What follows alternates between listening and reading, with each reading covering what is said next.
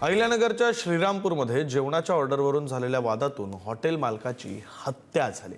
Laxminarayan lodging and हॉटेलचे मालक आकाश दुबैया यांना जेवण उशिरा मिळाल्यावरून ग्राहकांनी बेदम मारहाण केली। या घटनेमध्ये हॉटेल मालकांचे वडील चंद्रशेखर दुबैया आणि चुलत भाऊ कैलास दुबैया हेही जखमी झालेले आहेत। दरम्यान पोलिसांनी मारहाण करणाऱ्यांपैकी ओम डपळ, यश जाधव आणि सूरज जाधव या 3 आरोपींना ताब्यात घेतलं असून पुढील तपास सुरू आहे। तर या गंभीर घटनेनंतर आता संतापाची लाट उसळली। त्यामध्ये जे काही गुन्हेगारीकरण वाढत चाललेलं आहे किंवा त्यांना कोण आश्रय देत आहे, कोणाचा आशीर्वाद त्यांना आहे, त्याची चौकशी करावं लागेल।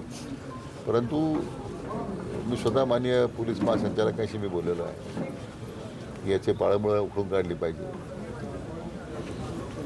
राज्याचे माननीय मुख्यमंत्र्यांशी माझी या संदर्भात एक चर्चा झालेली आहे।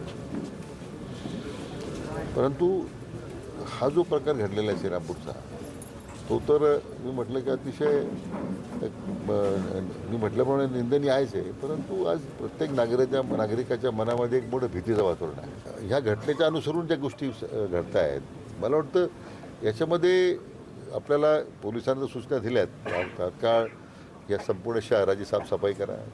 एवढे कटकट कुठे गुन्हेगारांना काय जात धर्म नसतो।